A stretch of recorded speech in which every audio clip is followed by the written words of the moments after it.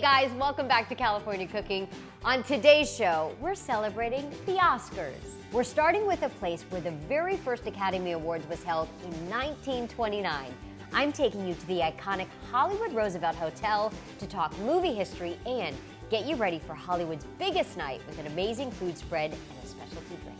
Then, the owner of Casa Vega is teaching me how to make the very same enchiladas that Brad Pitt and Leonardo DiCaprio enjoyed in the Best Picture nominated movie Once Upon a Time in Hollywood. And finally, I'm making some award-winning party apps for your Oscar night. First up, the Hollywood Roosevelt Hotel is full of so much Hollywood history, and it has a really special place in my heart too. It was the first place I worked when I moved to Los Angeles. So I go back to my old stomping grounds and learn a little movie history and show you how to throw the ultimate Oscar viewing party.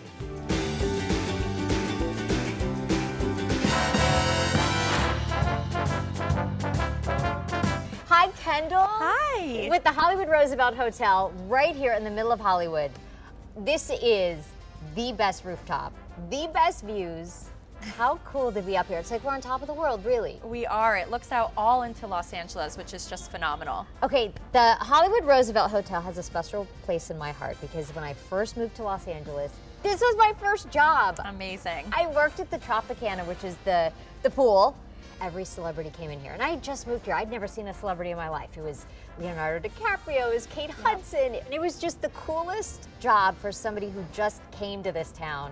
And so it's always special to me to come back. Yeah, it really is amazing, and it's still a celebrity hub. We don't kiss and tell these days, but it's definitely it's a safe haven here. So, so tell me about the first Oscars that was held right here at the Hollywood Roosevelt.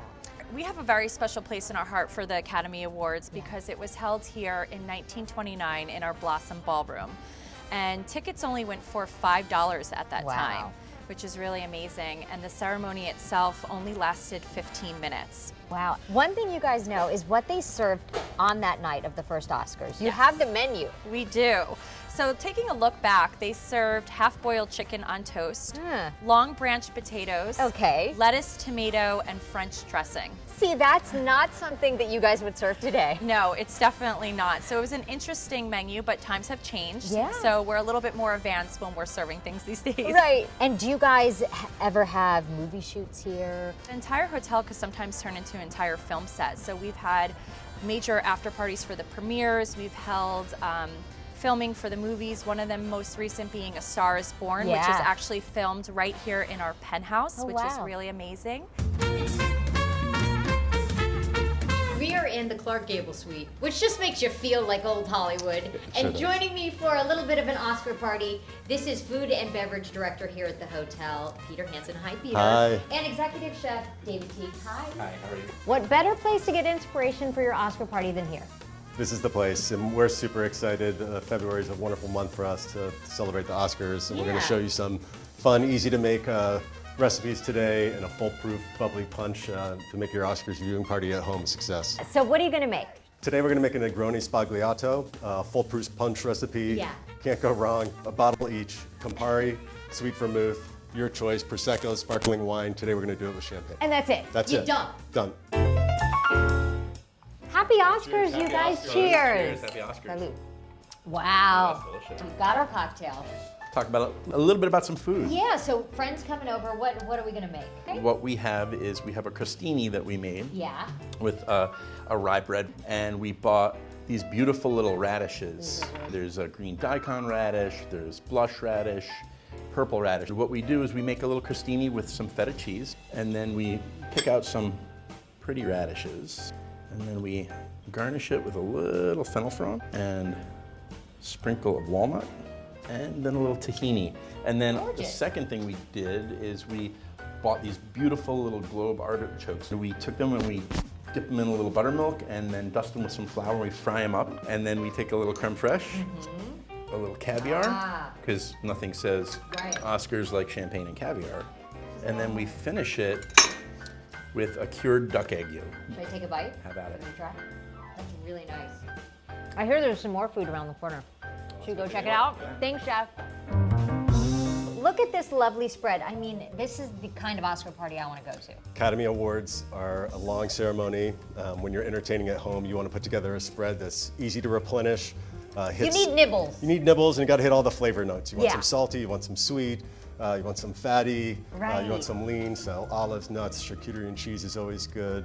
Salted, sweet popcorn. You guys, this popcorn is so good. Thank you so much for having us. Thank you. This has been so much fun. Happy Oscars. Happy Oscars. I always love hearing those old Hollywood stories about the Roosevelt Hotel, and there is no better view of the Oscar red carpet than from the Roosevelt. Coming up, I'm getting you ready to watch Hollywood's biggest night with an easy and glamorous seafood platter. Then I'm making a sweet and salty popcorn ball for Levi for his movie night. He'll really like it. But first, Casa Vega was featured in the movie Once Upon a Time in Hollywood. Coming up, I'm learning how to make the same enchiladas that Brad and Leo enjoyed in the movie, along with director Quentin Tarantino's recipe for a margarita. That's coming up next.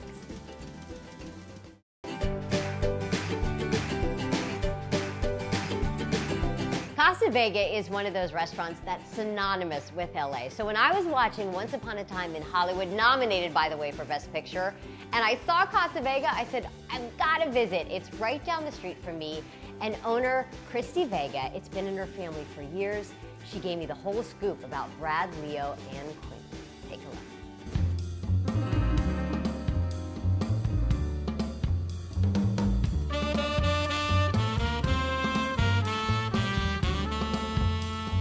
I am here in the booth with Christy Vega. Hi, Christy. Cheers. Cheers. This is the Quentin Tarantino margarita. Yes. It's called The Tarantino. He named it. The Tarantino. It is so good. And I love when I was watching the movie that Casa Vega, a restaurant, I think this was the first restaurant I visited when I first came to Los Angeles. That it's in the movie. We're celebrating the Oscars. Yes. What a cool thing that your restaurant that's been in your family for 60-some years. Yes. Shh. Christy is the mother of 4 sons, so don't mind this little guy over here who didn't have school today. So you enjoy that while the moms enjoy this. Yes. So this is where Brad and Leo sat. Exactly. You need a plaque. I do. Right? We're getting one. Yeah. And you don't kiss and tell when it comes to Hollywood and Casa Vega. Right. Because this is a place where so many stars and people in the business come, and you keep things private. We do. We don't allow the paparazzi on property. We try and shoo them off, and we never really announce when people are here or coming, and we try and get them in and out as discreetly as possible. You said that it was really interesting when you said, okay, I'll let you guys shoot here, because you haven't allowed a movie production in here since a Burt Reynolds production. Right, The End, which was in like the 70s. Right, because you said you don't want to shut down the restaurant. And people come from all over, and we're here to service, you know, our customers. Yeah. And so we don't take it lightly when we shut down. But Quentin's been a customer for decades and one of our very, very best. And he's practically family. And obviously, when you throw Brad Pitt and Leonardo DiCaprio, we were more than happy to oblige. I love that Quentin said, okay, you're so sweet to give us the restaurant for a couple of days. How about you play the hostess? That was incredible. That was crazy, yes. We were here and they came up and asked, and obviously I was a little shocked, but couldn't turn it down, and we were just impressed that it even made the movie. I thought it might kind of wind up on the cutting room floor, but. What did Brad and Leo eat? They ate burritos and enchiladas. Okay, and I believe in the movie, does Leo drink a whiskey sour? Here they were drinking margaritas, and that kind of goes with Quentin's love of margaritas.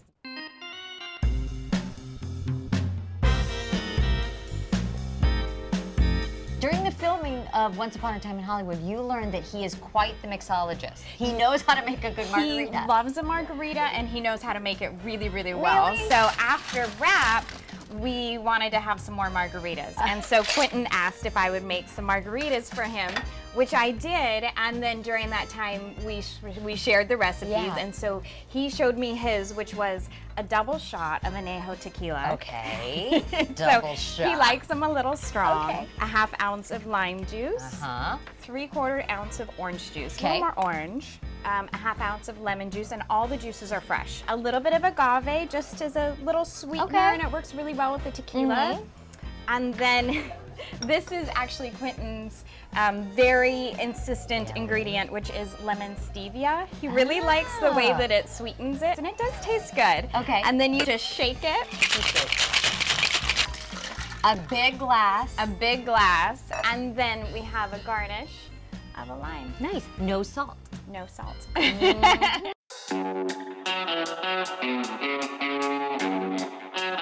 It's hot in the kitchen, It's hot. Christy. What are we making? We're making enchilada sauce, Okay. which is something that they had in the movie was enchiladas, and they also had a burrito, and we do wet burritos here, and so we put the enchilada sauce over the burritos. So this can be multi-purpose for everybody at home. So I added a little bit of canola oil first.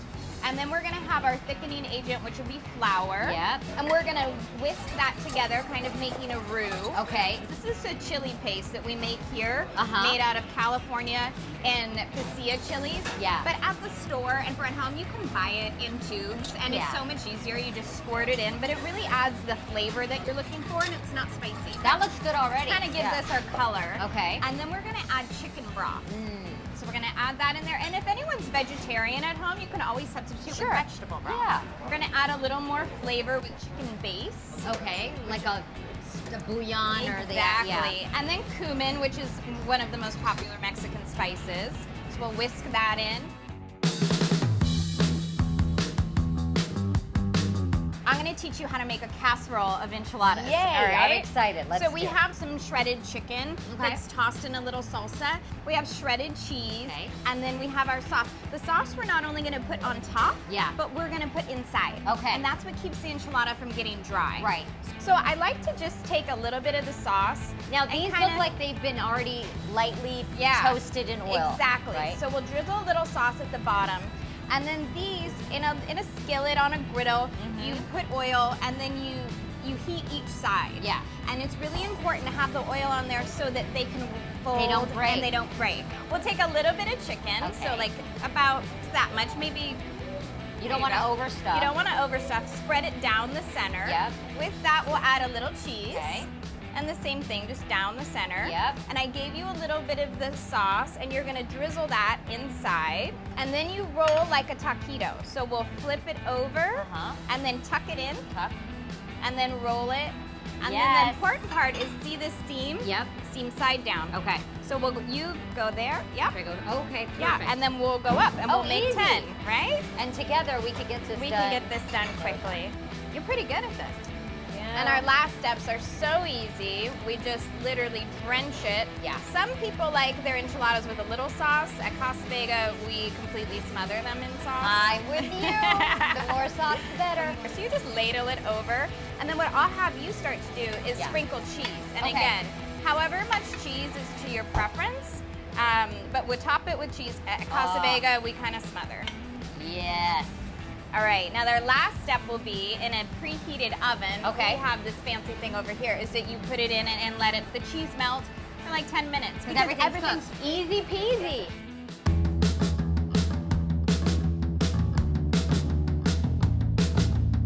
There's our enchiladas. Yes, there's your enchilada casserole. Beautiful. We can serve a lot of people with that, and like I mentioned before, you can cut them in half and then serve little appetizer size.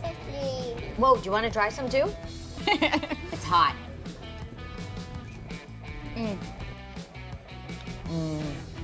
So good. So good, right? So good. Good. I love a family business, and Christy Vega is keeping that tradition alive at Casa Vega. They were so great and entertained my little man. Thank you, guys. Coming up, I make a fancy but easy appetizer and show you how to throw a really quick impromptu Oscar party. Plus, will Levi enjoy the sweet and salty popcorn balls I made for him for his movie night? We'll find out next.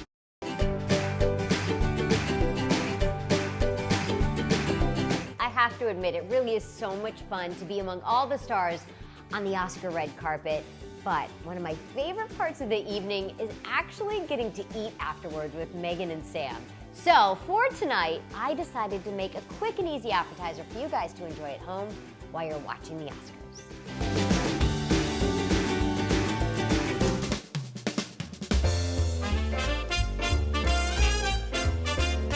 All right, we've got some hot shrimp, So for my Oscar little get-together today, I decided to do almost a seafood platter. So I'm gonna tell you what I'm gonna do with these shrimp in just a minute, but it was so easy. You just buy the raw shrimp at the grocery store.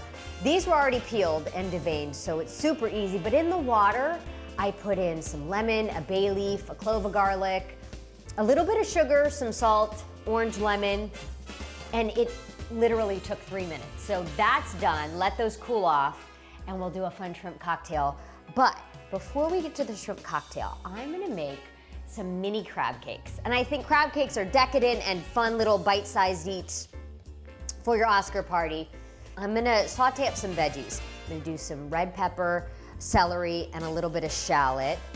And I'm just gonna do a mini. All right, cutting up 2 stalks of celery, leaves and all. I love the leaves. Shallot. You could do onion, but I'm gonna do shallot. I think it's a little milder.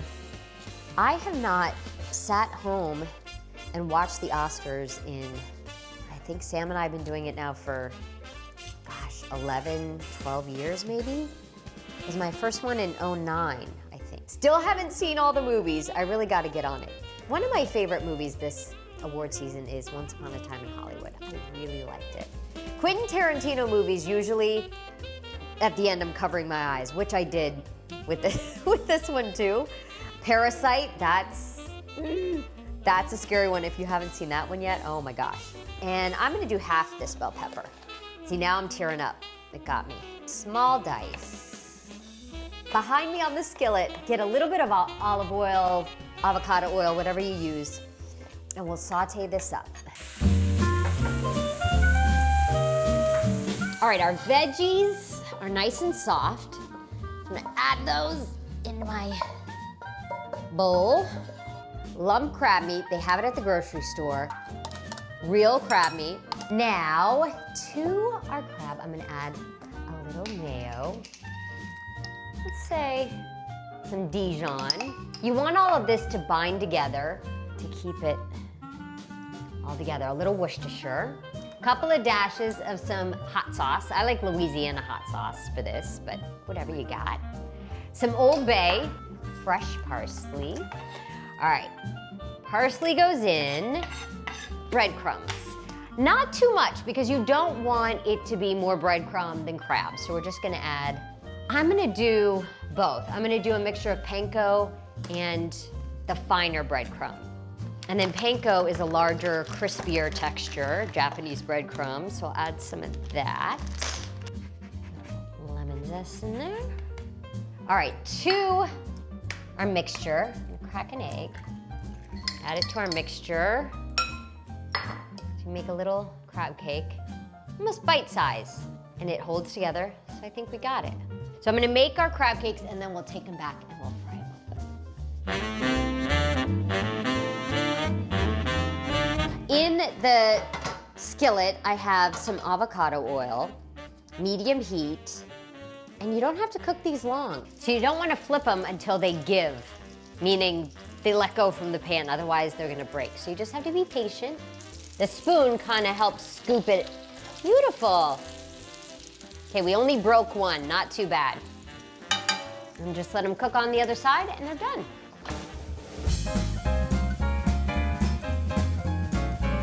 A couple of quick sauces for our seafood platter. For the shrimp, cocktail sauce. It's really easy to make cocktail sauce. Ketchup, horseradish, which gives it that kick and that, you know, it opens up the nostrils. A little hot sauce and a squeeze of lemon. And that's it, we've got cocktail sauce, easy. And then for the crab cake, I'm gonna do a remoulade or something along those lines. Mayo, ketchup, grainy mustard, hot sauce again, capers, give it that tangy bite. Capers work so well with seafood. It's good. And then what I do, just arrange your shrimp. We let these cool. You could also pop it in the fridge so that they're nice and chilled. I might even stick that on there since I cooked it in the orange. Got our shrimp, and then we'll add our crab cakes. Look at these guys, oh my gosh, beauties. There's the little guy that broke, but we'll put him in the corner there. He'll will hide. And voila.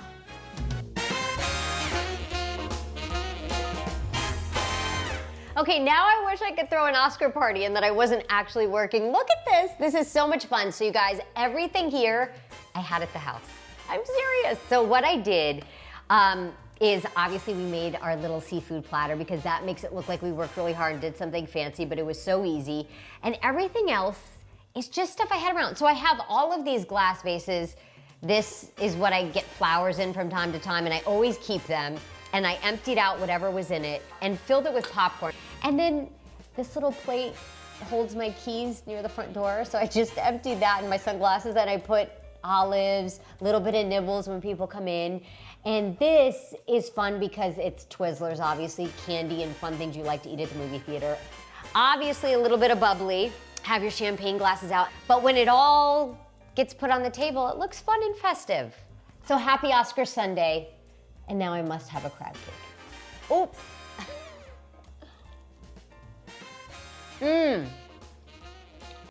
Right? So easy. And my favorite part about my Oscar party were the bags of popcorn used for decoration. Speaking of popcorn, it's Levi's movie night, so what am I gonna make for him? But a sweet and savory popcorn ball. But will he like it? Grab one. What do you think? What movie do you want to watch? Home Alone. Levi, who's going to win the Oscar? Patty cooking. Yes, he liked it. Maybe a little too much. I actually had to hide the popcorn balls. If you want to know how to make them, you can go to our Instagram at KTLA California Cooking. That's it for us, but if you want to hear more of my conversation with Christy Vega from Casa Vega and all of the inside scoop on what it was like to film Once Upon a Time in Hollywood in her restaurant, check out my California Cooking podcast. Thanks for joining us and happy Oscar night. Cheers again. Cheers. Oh! Okay, I would cheers you, but we spilled your drink on you. I